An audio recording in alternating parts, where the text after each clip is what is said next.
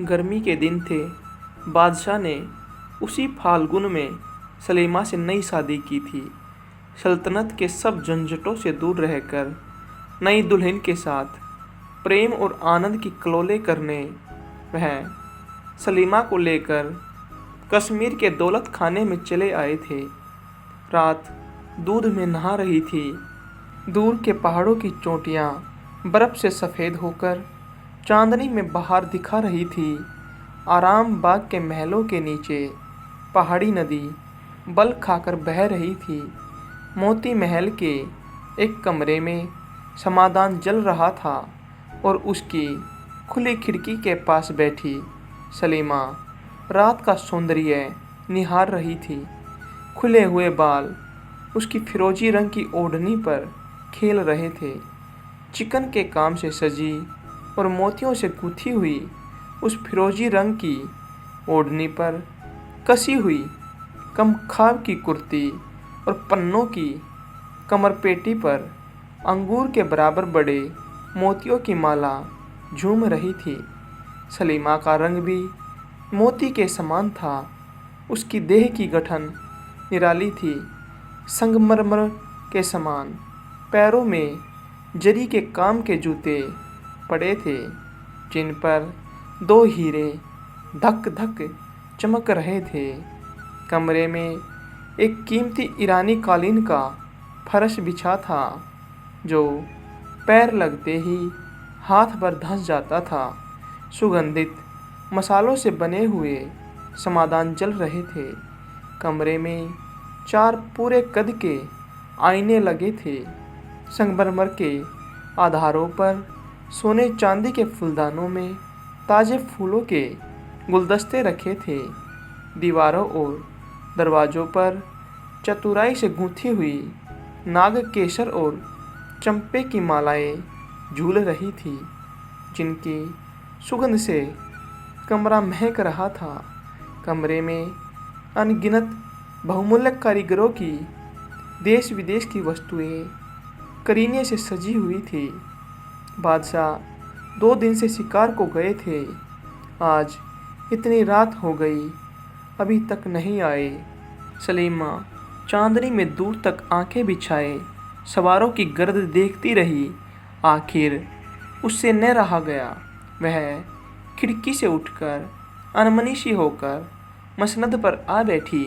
उम्र और चिंता की गर्मी जब उसे सहन न हुई, तब उसने अपनी चिकन की ओढ़नी भी उतार फेंकी और आप ही आप झुंझलाकर बोली, कुछ भी अच्छा नहीं लगता, अब क्या करूं।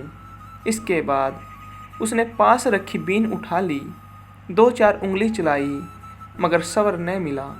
उसने भुन-भुनाकर कहा, मर्दों की तरह यह भी मेरे वश में नहीं है। सलीमा ने उकताकर उसे रखकर दस्तक दी। एक बांदी दस्त बस्ता हाजिर हुई। बांदी अत्यंत सुंदरी और कमसीन थी। उसके सौंदर्य में एक गहरी विषाद की रेखा और नेत्रों में निराशा स्याही थी। उसे पास बैठने का हुक्म देकर सलीमा ने कहा, साकी, तुझे बीन अच्छी लगती है या बांसुरी? बांदी ने नम्रता से कहा, हुजूर, जिसमें खुश हो। सलीमा ने कहा, पर तू किस में खुश है? बांदी ने कंपित स्वर में कहा, सरकार, बांदियों की खुशी ही क्या। क्षण भर सलीमा ने बांदी के मुंह की तरफ देखा। वैसा ही विषाद, निराशा और व्याकुलता का मिश्रण हो रहा था। सलीमा ने कहा, मैं क्या तुझे बांदी की नज़र से देखती हूँ? नहीं, हजरत की तो लौंडी पर खास मेहरबानी है। तब तो इतनी उदास, झिझकी हुई और एकांत में क्यों रहती है? जब से तू नौकर हुई ऐसा ही देखती है। अपनी तकलीफ़ मुझसे तो कह प्यारी साकी। इतना कहकर सलीमा ने उसके पास खिसक कर उसका हाथ पकड़ लिया। बांदी कांप गई पर बोली नहीं। सलीमा ने कहा, कस्मिया, तू अपना दर्द मुझसे कह, तू इतनी उदास क्यों रहती है? बांदी ने कंपित स्वर में कहा, हुजूर, क्यों इतना उदास रहती है? सलीमा ने कहा, इधर जहाँपना कुछ कम आने लगे हैं। इससे तबीयत ज़रा उदास रहती है। बांदी, सरकार, प्यारी चीज़ न मिलने से इंसान को उदासी आ ही जाती है। अमीर और गरीब सभी का दिल तो दिल ही है। सलीमा हंसी। उसने कहा, समझी, अब तू किसी को चाहती है? मुझे उसका नाम बता, उसके साथ तेरी शादी करवा दूंगी। साकी का सिर घूम गया। एकाएक उसने बेगम की आंखों से आंख मिलाकर कहा, मैं आपको चाहती हूँ। सलीमा हंसते हंसते लौट गई। उस मदमाती हंसी के वेग में उसने बांदी का कंपन नहीं देखा। बांदी ने मुंशी लेकर कहा, क्या सुनाऊं? बेगम ने कहा, ठहर, कमरा बहुत गर्म मालूम होता है। इसके तमाम दरवाजे और खिड़कियां खोल दे, चिरागों को बुझा दे, चटकती चांदनी का लुत्फ उठाने दे और फूल मालाएं मेरे पास रख दे। बांदी उठी। सलीमा बोली, सुन, पहले एक गिलास शरबत दे, बहुत प्यासी हूँ। बांदी ने सोने के गिलास में खुशबूदार शरबत बेगम के सामने ला धरा। बेगम ने कहा, उफ, यह तो बहुत गर्म है, क्या इसमें गुलाब नहीं दिया?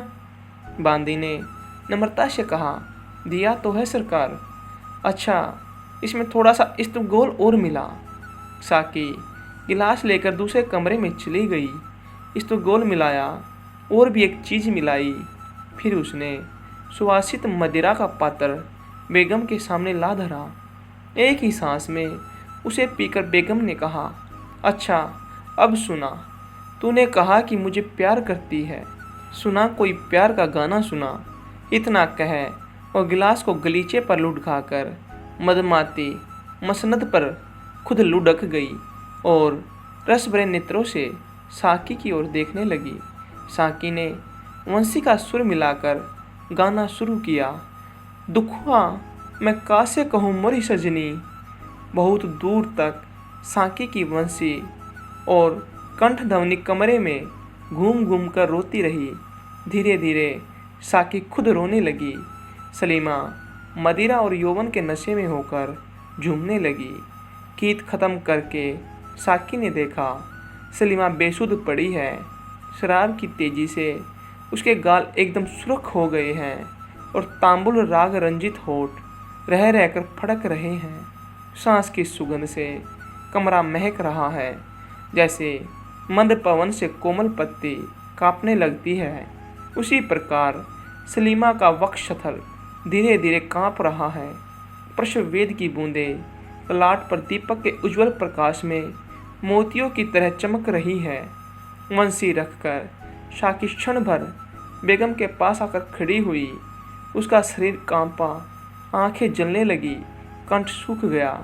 वह घुटने के बल बैठकर बहुत धीरे धीरे अपने आंचल से बेगम के मुख का पसीना पोंछने लगी।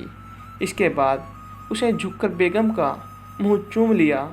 इसके बाद जो ही उसने अचानक आंख उठाकर देखा, खुद दीन दुनिया के मालिक जहाँपना खड़े उसकी एक करतूत अचरज और क्रोध से देख रहे हैं। साकी को सांप डस गया। वह हत बुद्धि की तरह बादशाह का मुंह ताकने लगी। बादशाह ने कहा, तू कौन है और यह क्या कर रही थी? साकी चुप खड़ी रही। बादशाह ने कहा, जवाब दे। साकी ने धीमे स्वर में कहा, जहाँपना, कनिज अगर कुछ जवाब न दे तो। बादशाह सन्नाटे में आ गए। बांदी की इतनी स्पर्धा? उन्होंने कहा, मेरी बात का जवाब नहीं? अच्छा, तुझे नंगी करके कोड़े लगाए जाएंगे। साकी ने कंपित स्वर में कहा, मैं मर्द हूँ। बादशाह की आंखों में सरसों फूल उठी। उन्होंने अग्निमय नेत्रों से सलीमा की ओर देखा। वह बेसुध पड़ी सो रही थी। उसी तरह उसका भरा यौवन खुला पड़ा था। उसके मुंह से निकला, उफ फाहिशा, और तत्काल उनका हाथ तलवार की मुठ पर गया। फिर नीचे को उन्होंने घूमकर कहा, दो जख के कुत्ते, तेरी यह मजाल। फिर कठोर स्वर से पुकारा, मादुम। क्षण भर में एक भयंकर रूप वाली तातारी औरत बादशाह के सामने अदब से आ खड़ी हुई। बादशाह ने हुक्म दिया, इस मरदूद को तहखाने में डाल दे ताकि बिना खाए पिए मर जाए। मादूम ने अपने कर्कश हाथों में युवक का हाथ पकड़ा और ले चली। थोड़ी देर में दोनों लोहे के एक मजबूत दरवाजे के पास आ खड़े हुए। तातारी बांदी ने चाबी निकालकर दरवाज़ा खोला और कैदी को भीतर धकेल दिया। कोठरी की गच कैदी का बोझ ऊपर पड़ते ही कांपती हुई नीचे को धंसने लगी। प्रभात हुआ। सलीमा की बेहोशी दूर हुई। चौंक कर उठ बैठी, बाल संवारे, ओढ़नी ठीक की और चोली के बटन कसने को आईने के सामने जा खड़ी हुई। खिड़कियां बंद थी। सलीमा ने पुकारा, साकी, प्यारी साकी, बड़ी गर्मी है, जरा खिड़की तो खोल दे। निगोड़ी नींद ने तो आज गजब ढा दिया। शराब कुछ तेज थी। किसी ने सलीमा की बात न सुनी। सलीमा ने जरा जोर से पुकारा, साकी। जवाब न पाकर सलीमा हैरान हुई। वह खुद खिड़कियां खोलने लगी, मगर खिड़कियां बाहर से बंद थी। सलीमा ने विस्मय से मन ही मन कहा, क्या बात है, लौंडिया सब कहाँ गई? वह द्वार की तरफ चली। देखा, एक तातारी बांदी नंगी तलवार लिए पहरे पर मुस्तैद खड़ी है। बेगम को देखते ही उसने सिर झुका लिया। सलीमा ने क्रोध से कहा, तुम लोग यहाँ क्यों हो? बादशाह के हुक्म से। क्या बादशाह आ गए? जी हाँ। मुझे इतला क्यों नहीं की? हुक्म नहीं था। बादशाह कहाँ है? जिन्नत महल के दौलत खाने पर। सलीमा के मन में अभिमान हुआ। उसने कहा, ठीक है, खूबसूरती की हाट में जिनका कारोबार है, मोहब्बत को क्या समझेंगे? तो अब जिन्नत महल की किस्मत खुली। तातारी स्त्री चुपचाप खड़ी रही।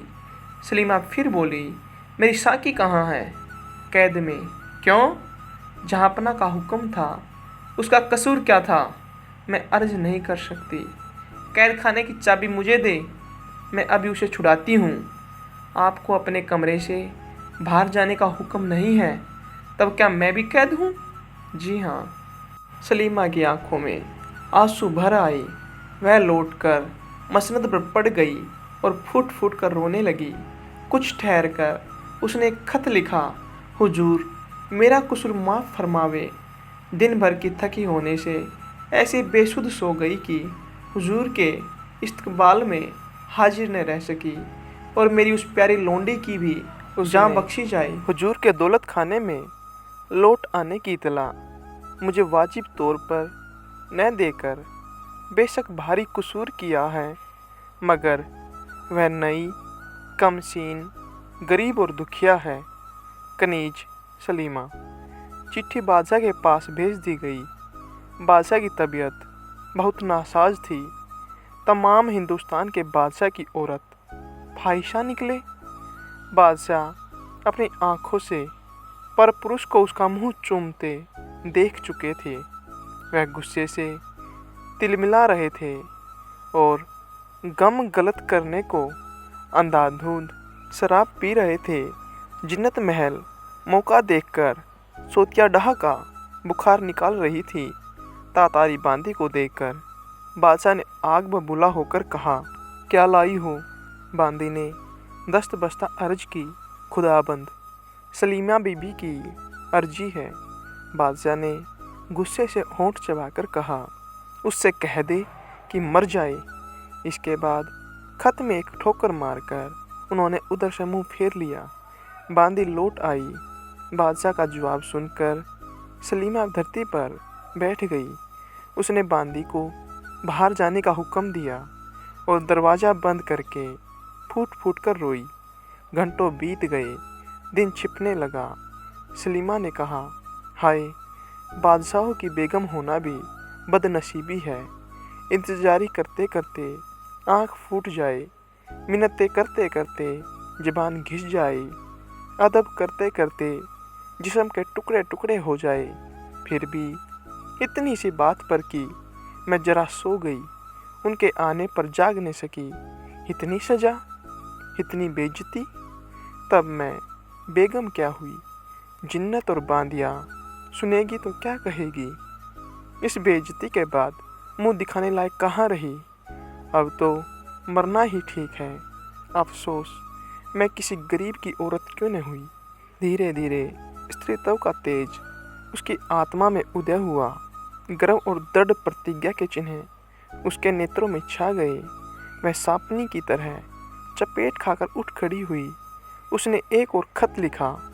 दुनिया के मालिक, आपकी बीवी और कनीज होने की वजह से आपके हुक्म को मानकर मरती हूँ। इतनी बेइज्जती पाकर एक मलिका का मरना ही मुनासिब है, मगर इतने बड़े बादशाह ने औरतों को इस कदर नाचीज़ तो न समझना चाहिए कि अदना सी बेवकूफ़ी की इतनी बड़ी सज़ा दी जाए। मेरा कसूर तो इतना ही था कि मैं बेखबर सो गई थी। खैर, फिर एक बार हुजूर को देखने की ख्वाहिश लेकर मरती हूँ। मैं उस पाक परवरदिगार के पास जाकर अर्ज करूँगी कि वह मेरे शोहर को सलामत रखे। सलीमा। खत को इत्र से सुवासित करके ताज़े फूलों के एक गुलदस्ते में इस तरह रख दिया जिससे किसी की उस पर नज़र न पड़ जाए। इसके बाद उसने जवाहर की पेटी से एक बहुमूल्य अंगूठी निकाली और कुछ देर तक आंख गड़ा गड़ा कर उसे देखती रही, फिर उसे चाट गई। बादशाह शाम की हवाखोरी को नज़र बाग में टहल रहे थे। 2-3 खोजे घबराए हुए आए और चिट्ठी पेश करके अर्ज की, हुजूर, गजब हो गया। सलीमा बीबी ने जहर खा लिया और वह मर रही है। क्षण भर में बादशाह ने खत पढ़ लिया। झटपट महल में पहुँचे। प्यारी दुल्हन सलीमा ज़मीन पर पड़ी है। आंखें ललाट पर चढ़ गई है। रंग कोयले के समान हो गया है। बादशाह से रहा न गया। उन्होंने घबरा कर कहा, हकीम, हकीम को बुलाओ। कई आदमी दौड़े। बादशाह का शब्द सुनकर सलीमा ने उनकी तरफ देखा और धीमे स्वर में कहा, जहे किस्मत। बादशाह ने नज़दीक बैठकर कहा, सलीमा, बादशाह की बेगम होकर तुम्हें यही लाजमी था।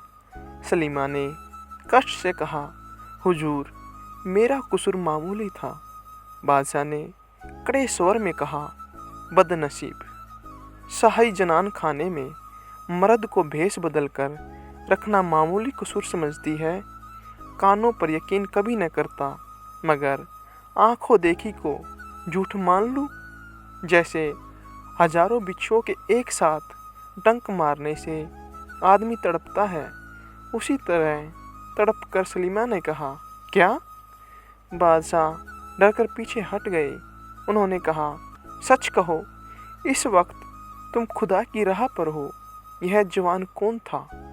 सलीमा ने अचकचाकर पूछा, कौन जवान?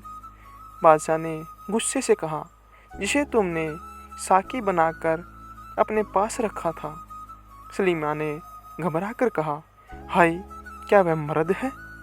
बादशाह, तो क्या तुम सचमुच यह बात नहीं जानती?